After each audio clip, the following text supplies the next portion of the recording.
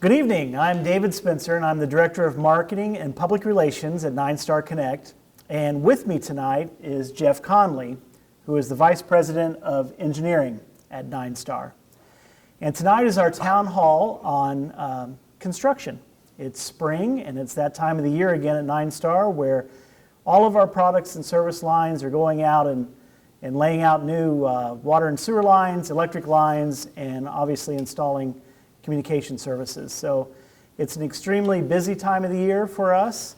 It kind of starts the season, and we wanted to take the opportunity to kind of inform you what the plan is this summer. And the best person to do that is Jeff Conley, who kind of oversees all of those divisions. Is that right? That is correct. With being in charge of operations and engineering, that entails water, wastewater, electric, and telecom. So we have seen record growth, especially in the electric division, over the last several years. And if you look back even farther from the merger, which is now 10 years ago, we have grown almost 25% on our customer base or member base in those 10 years. So growth is something that is fast and furious around here. So we're really lucky as a cooperative that a lot of our brethren are in areas that are seeing declining growth and so forth. But because of our proximity to the east side of Indy and McCordsville, we're really fortunate to have some of the growth and the opportunities it brings with it. Absolutely. Right now we are currently third in the state in growth as far as the number of citizens that are coming to our county. But yeah, the proximity to Indianapolis and being a donut county to that area just is a huge advantage for us. You know, sometimes growth is a blessing and a curse at the same time. You have to worry so much about trying to plan ahead, but it's coming so fast that it's quite the balancing act. Jeff, kind of give our viewers an idea on what growth really means and how many new customers we added, say, on the electric and the broadband side in 2020. Okay, 2020, the electric division did just shy of 700 new services. Broadband, we added 800 new customers. Right now, through the first quarter of 2021, we are on pace to break that with the continued growth that we are seeing. You know, as long as the stars stay aligned, I don't see anything slowing that down in the near future. And that's really phenomenal to have that type of growth during what many view as the pandemic, when most of the world was shutting down. 9-Star was doing anything but. Oh, absolutely. We thought we would see a decline in the builders and things like that, but they did not miss a beat. You know, we were busy in all four divisions. It was just, it was amazing to think that, you know, that you've got the world shutting down and our little county of the world is still thriving and growing at a pace that we can't hardly keep up with. And I assume a lot of that had to do with working from home and students, you know, learning from home and so forth. Right. That's a great point because, you know, there were so many people working from home. They were trying to do school from home, and I think that was a driving factor on the expansion of our broadband services. You know, for a good while, we opened up a gig of broadband to all of our members, all of our customers, to get through that time because, you know, you've got more people online and things like that. So I think that was a testament to the driving factor of adding the 800 broadband customers that we did. Yeah. So in your role as the Vice President of Engineering, you kind of oversee all of four of those divisions. Yes. And kind of orchestrate what happens in those. Kind of give us a feel for how you keep your sanity and how you keep things moving forward. Well, it is good to have great people under you, and I do. I am very fortunate to have capable people that drive that, but it is fast-paced. 9-Star is a fast-paced company, and one thing we've learned getting into wet utilities, the water and wastewater, that is a tedious thing to go through because the permitting and stuff like that you have to go through with the state. We want to proceed at a fast pace, but the state is very methodical in issuing permitting, things like that. So that's something that we've kind of had to adjust our speed to, but we still have a considerable amount of growth in the wet utilities, several new subdivisions going in, some expansion areas that we're doing right now that are going to be wrapped up here in the near future. Okay. And so basically what we're going to do tonight and tonight's show is kind of go through some of those different divisions, what they're actually doing, and we're going to see some of these folks that you've talked about out in the field, and they're going to explain some of kind of what they're doing, right? Yes, absolutely. I think you're going to find it very interesting. With 4 utilities, it is just amazing the moving parts that you have and the amount of people that it takes to keep this thing running like a well-oiled machine. And luckily, we have the people in operations that get out here day in and day out and just make it seem just seamless. Well, that's interesting that you mentioned the great people that you have working for you in your division, because the rest of our show this evening is going to be meeting some of those individuals out in the field where they're working and putting these services in for our members. So, Jeff, kind of give us an idea who we're going to see first and what division. Sure. Hey, we're going to start out with the telecom division. We're going to meet up out in the field with George Blazinski. George is the manager of telecom operations. Very, very good at what he does.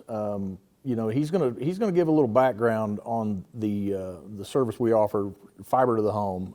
That is getting fiber right to the side of the house. So, Jeff, as far as fiber to the home goes to all of our members, the board has made a commitment for any of our members. They get fiber to the home, and that's a pretty big deal. Not everybody does that. Absolutely. We acquired Jim Utilities back in 2019, and they became members of the co-op. So there's about 600 members that came to us in that acquisition that are now members that are going to be getting fiber to the home. So at that time, that was a huge commitment, not only to the members, but also to the operations and engineering, because that's 600 more customers that we need to plan for. And it's just a great benefit to the community and having people out in rural areas, as we are here in some of Hancock County, that will be able to get that high-tech service. Great. Well, at this time, we're going to cut to George, and he can tell us a little bit about fiber to the home and why fiber optics are so important. Hi, I'm the manager of telecom operations for 9star Connect, and behind me is the newest subdivision where 9star is going to be providing both water and communication services. As far as the communication services go, it's going to be fiber to the home, fiber optic all the way to the side of the home, and it's really a product of the last 17 years of 9star Connect and its previous iteration Hancock Telecom, board of directors and senior management, pushing a vision that the people that choose to live in the rural and suburban areas in East Central Indiana deserve the best possible internet connections.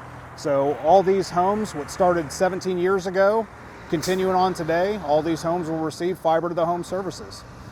So to support much of the growth out in this area, we use cabinets just like this, this one in particular allows 576 homes or devices to be connected to it. There's no power to it, and just splits and then repropagates the fiber optic light all the way to the side of the home.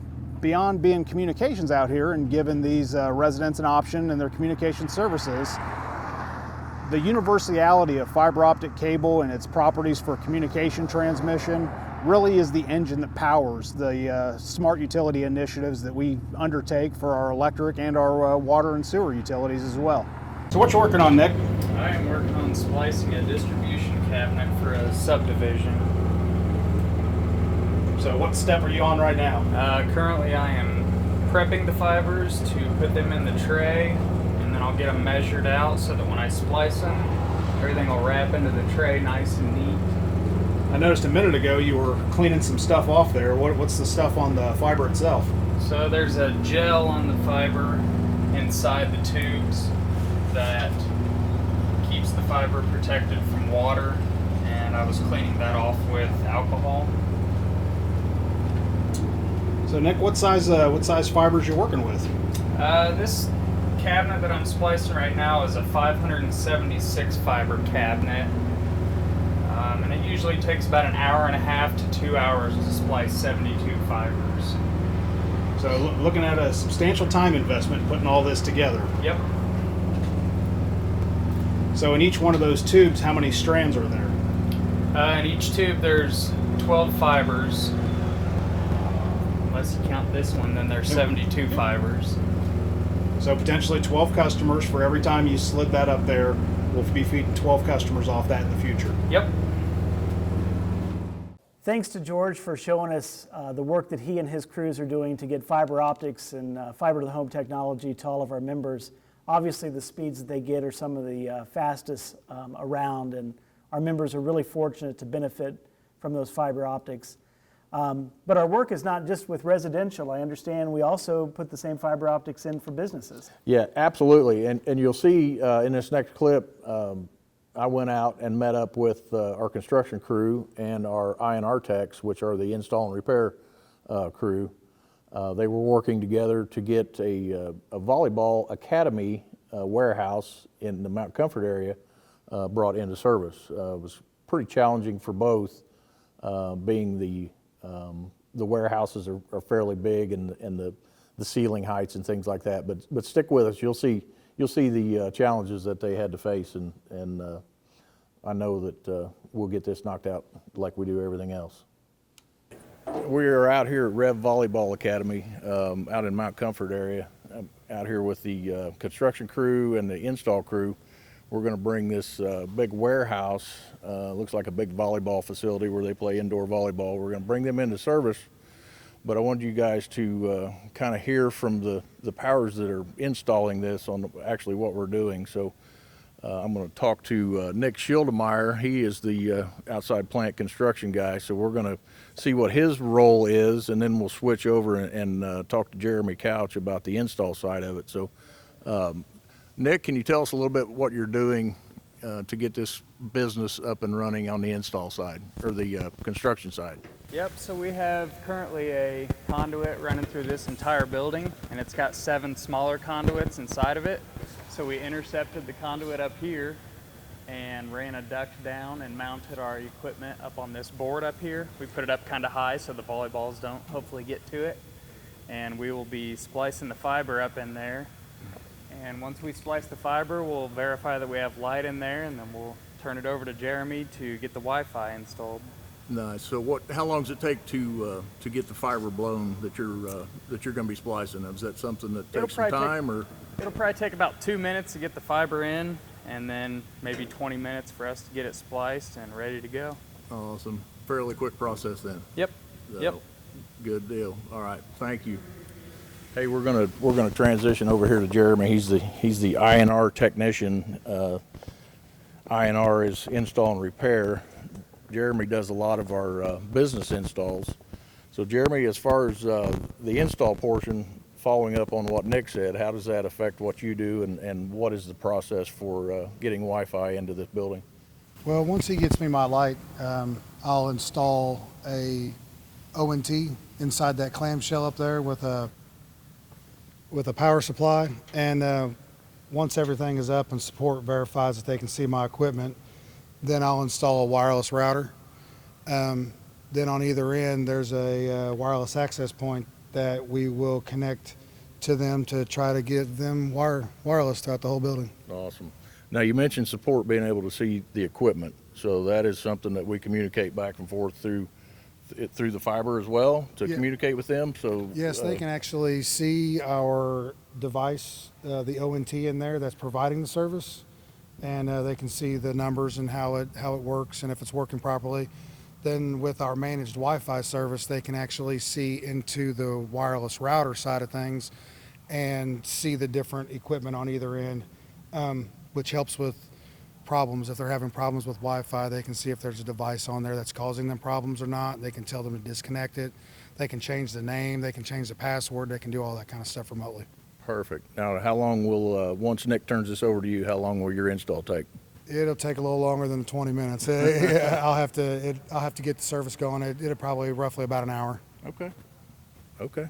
So once they get the wireless access points, will that cover this entire building? Yeah, it should. It should. I'm not sure what the square footage of this place is, but it's pretty good size.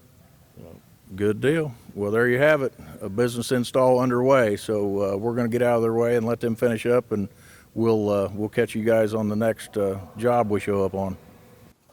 Jeff, I had no idea of all the growth out of Mount Comfort and what's going in out there. No, absolutely. You know, that was a surprise to a lot of us that Volleyball Academy was even there. So things are happening. So it's tough to keep up with. Wow. So tell us how you're keeping up in another division. We're going to meet up with Tommy Nance. He's the manager of electric operations.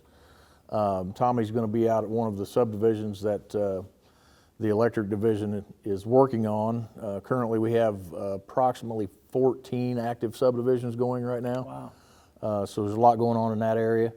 We're also going to look at some commercial growth in the Mount Comfort area, similar to the Volleyball Academy. There's just been a lot of growth in that Mount Comfort area. Tommy's also going to talk about it's a piece of equipment we use for redundancy. It's called a NTS. It stands for a Nova Triple Single. That is a piece of equipment that we can use to backfeed in outage situations to reduce outage times, things like that, to improve redundancy. Just all around better reliability and things like that really helps out for outage times, and we'll see what he's got to say about that. Okay. We're here in the western part of Hancock County, and the crews just got done installing a Nova Triple Single, and it is one of the smart devices we've been putting online. In the past couple years, we've kind of ramped that up, and we've been putting devices out more frequently. This device, what it'll allow us to do is, in the event that there's a car wreck down that way, we can close this device in from the shop, and now we can direct power from this way, feeding that way. It just gives us a redundant feed on some of these bigger businesses, and we will start doing these more in residential areas as well, and it's going to help on the outage duration. Also on these Nova poles, and some of them are higher asset poles, our regulators, our capacitor banks, we're using these ductile iron poles, and these have basically a 70-year warranty on them. What that allows us to do, once we get these installed, we don't have to worry about them, at least for my lifespan here at 9-Star. So in this particular subdivision, and like most, we'll have our electric contractor come in and bury the underground cable. Once that's done, and once the box pads are placed, the fiberglass here on the bottom, 9-Star's electric crews will come in after them and place the transformers on top of the box pads and terminate all of the wire. At this point, we're waiting on the houses to be built, and there's some just starting in here, but they'll call for temporary power, and then we'll feed it out of these transformers and get them hooked up.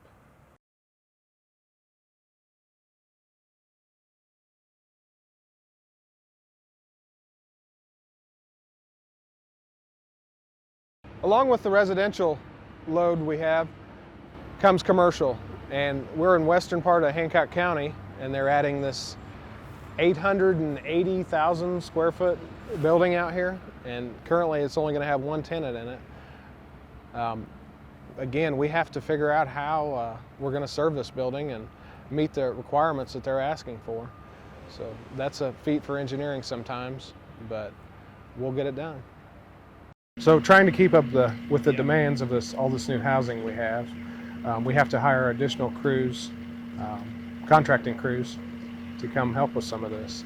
So this project is in Fortville area, and it's around 3.5 miles, replacing some old wire and putting up newer wire. And what stemmed this was a new subdivision just south of here.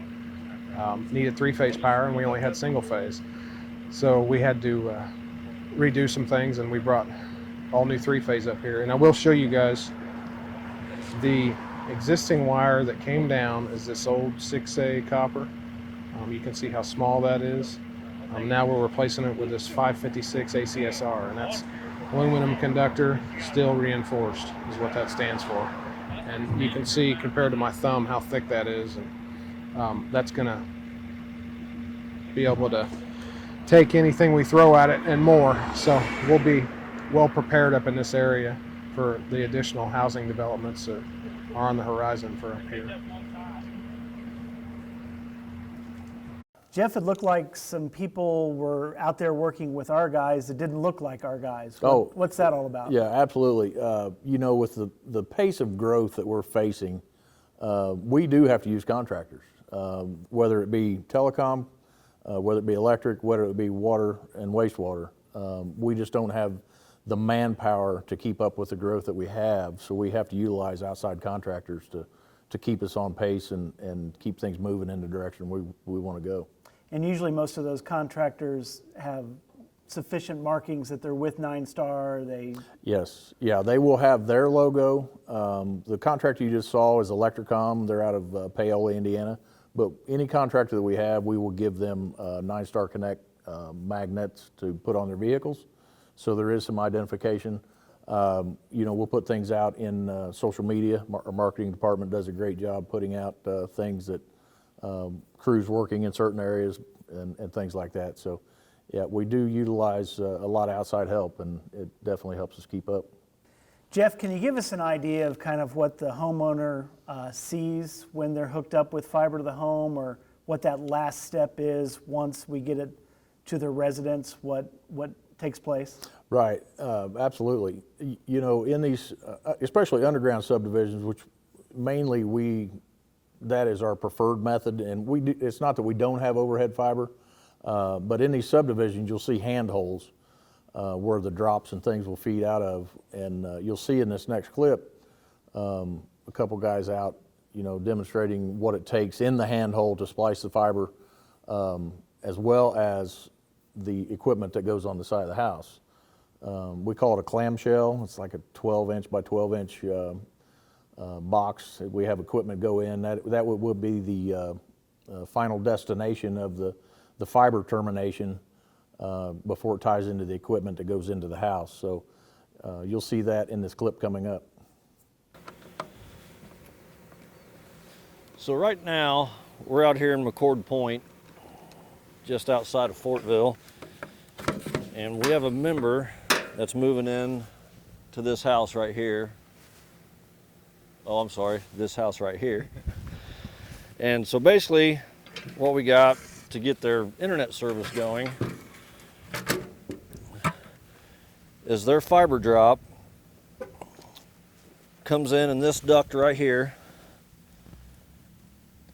and then in that coil it comes up and it splices in to this splice tray in this fiber case.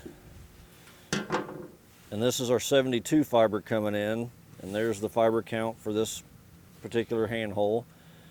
And this is their fiber drop that splices to the single strand fiber of the 72 that potentially is feeding this house right here.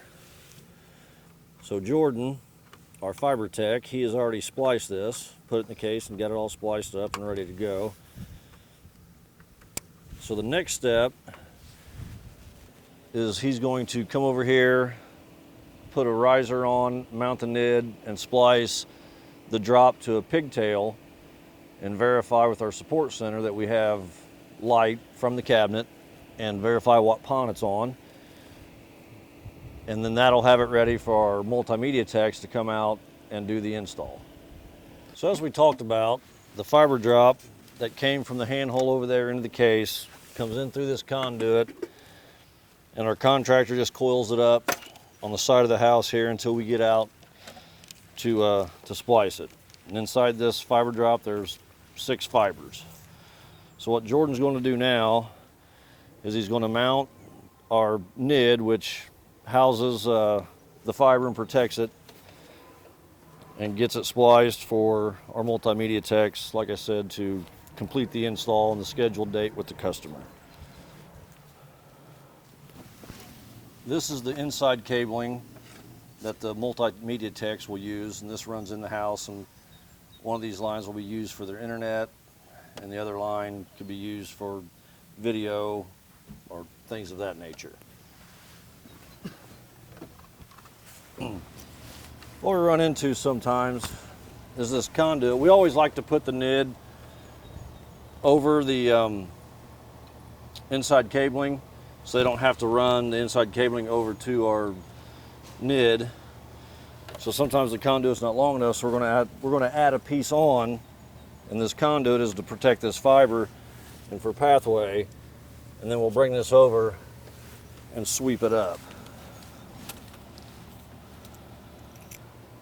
And what Jordan has here, this is what we call a house riser. The fiber runs up through that into the NID, and it basically just helps protect the fiber and gives the installation a little cleaner look versus just an orange duct and a cable coming up the side of the house.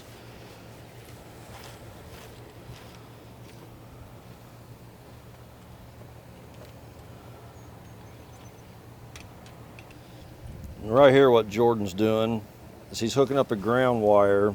We ground all of our NIDs because there's electronics that'll be going in here that tightens down on this brass screw head right here, and then that ground ties to that, and that will isolate and ground our electronics and helps prevent if there's a lightning strike or anything. It protects it from going in and damaging inside equipment.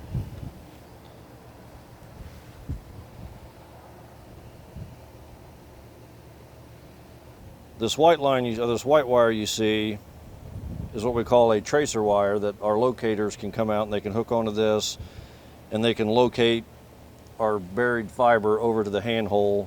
If there's any excavation or digging of any sorts done in the area, they can hook onto that and locate our fiber.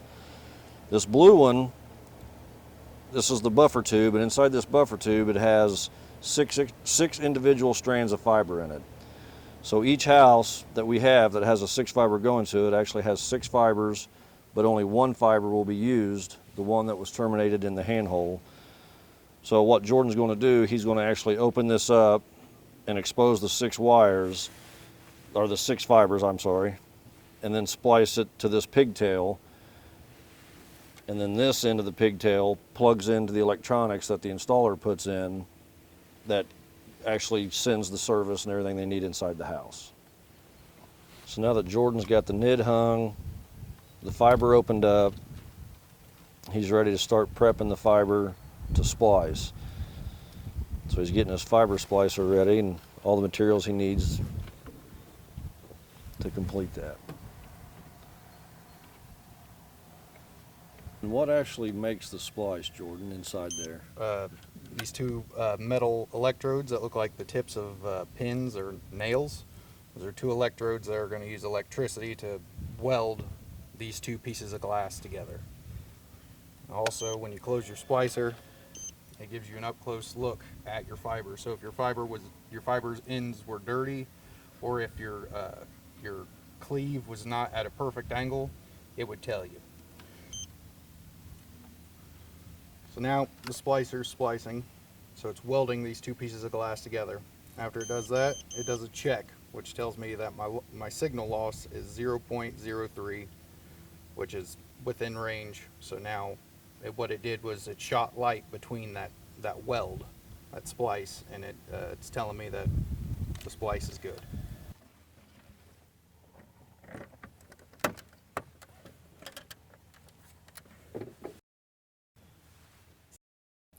And there you have the finished product until the installers come out to do their end of it. Wow, that's a lot of moving parts in a lot of different divisions. You know, we lose track that, like, you know, power and light does power, or the water department does. We do all of those. And to manage all of those and to make sure it's running seamlessly and on time and you're hitting your dates, how in the world do you make sure you have the equipment on hand? How far in advance do you have to order stuff to make sure it's ready to give to the crews that are ready to go put it out in the field? Well, that's a great question. You know, supply and demand, especially in the electric division and the telecom division, but everything is getting harder to get. Lead times are longer. Transformers, we get all of our transformers out of Louisville, Kentucky. You know, so lead times, depending on the size of the transformer you need, lead times on some of those can be up to 8 to 12 weeks. So you've got to have that forward vision to be able to look that far ahead and to see what you need. You know, we are just barely through the first quarter of 2021, and we have already ordered all of our material that we will use next year in 2022 for the telecom division. That's how far out we have to plan for that fiber, the handholds, the things like that. The electric division is very similar, especially with all the subdivisions we have going. I think I mentioned we had 14 active subdivisions. That's a lot of individual transformers that we have to have, a lot of wire that we have to have, a lot of terminators, things like that. So it is good to have good people who can keep on top of that and see the growth that's coming and plan for that.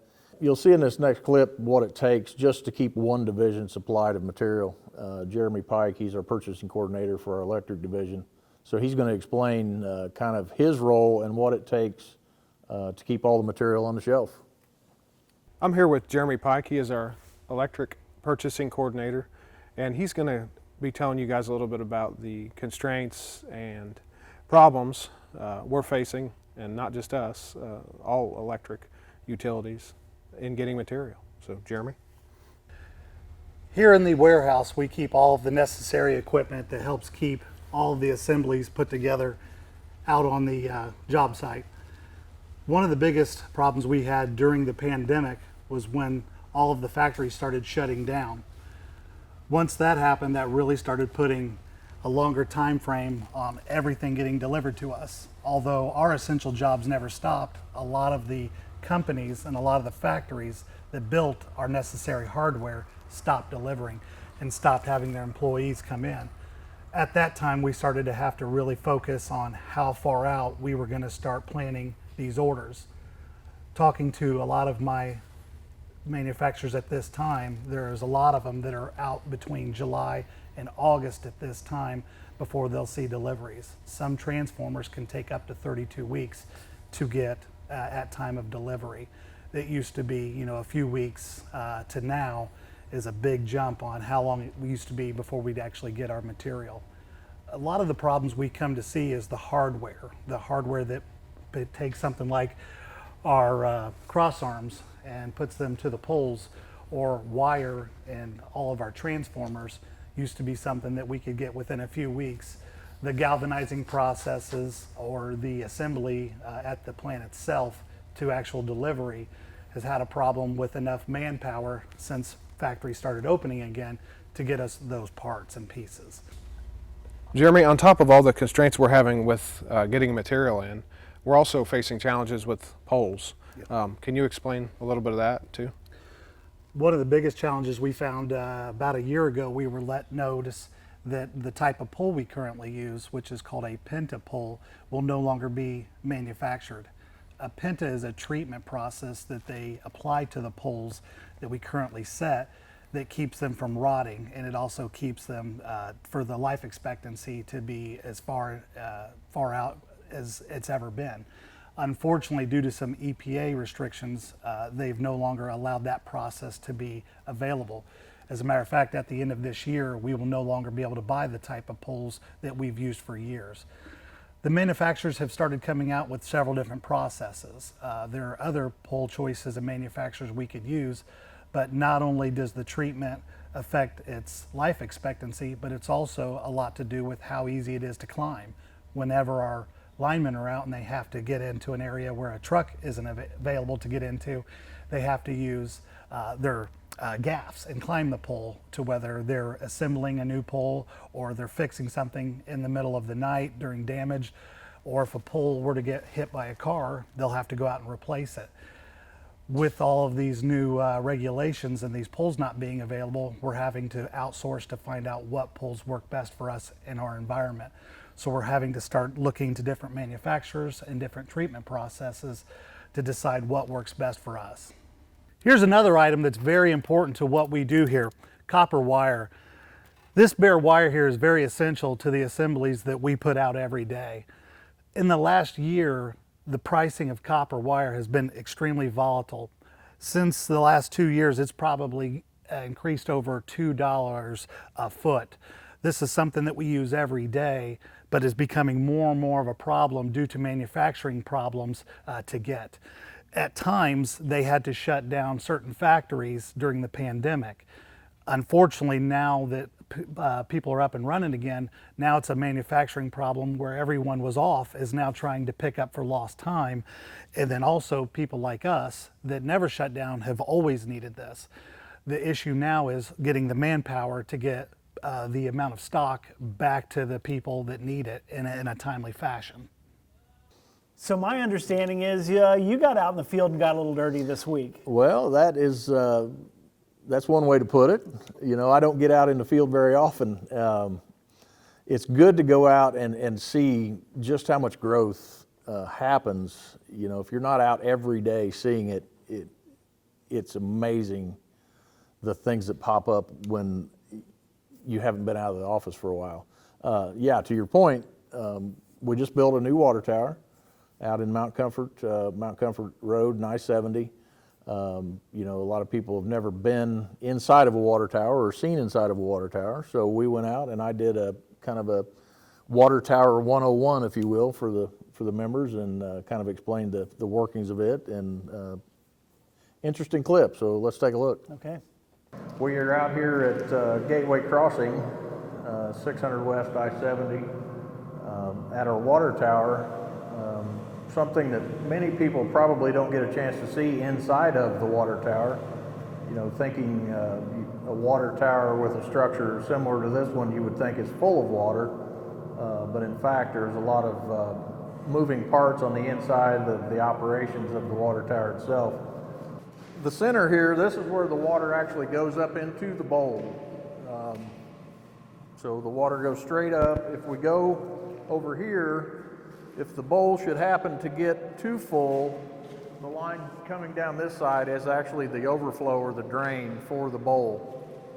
We spent much of 2020 on the building of this water tower. It's a 500,000 gallon water tower that will supply fire protection to our gym system.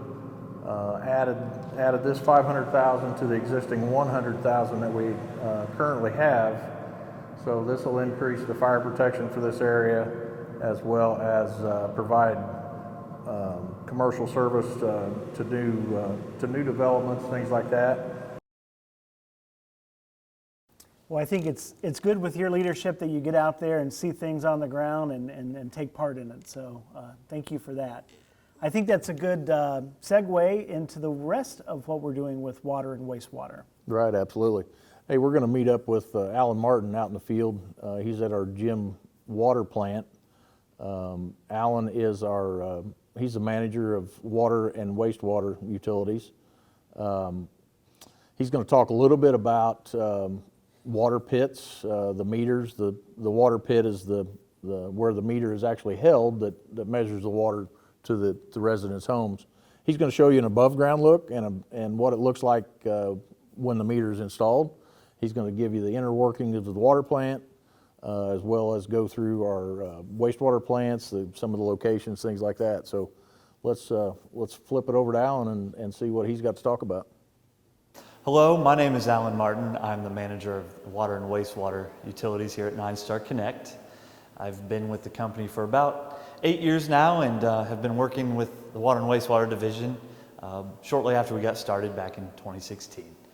We're standing actually in the gym water treatment plant out here in Gym, Indiana. It serves about 600 customers, and it's a very long, narrow system, so we've got several projects going on right now to help with those issues and all the growth that we're seeing in the area, which we'll talk about here in a few. We've also got 3 water treatment plants in total and 4 wastewater treatment plants throughout Hancock County. We have a wastewater treatment plant at Eden Elementary School. We have got one at Maxwell Intermediate School that serves that Maxwell area. We've got a water and wastewater plant at Heartland Resort that serves that campground, as well as the neighbor to the west. And we've got a water and wastewater facility in the Philadelphia area there along US 40 and 200 West that is currently serving just one subdivision, but we expect that area to grow as well. So to talk a little bit about this place though, we spent the last year or so making upgrades because this part of the county, the western part of Hancock County, is seeing quite a bit of growth.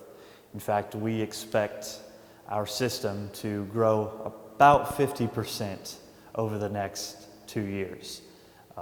So we spent the last year doubling the capacity of this plant.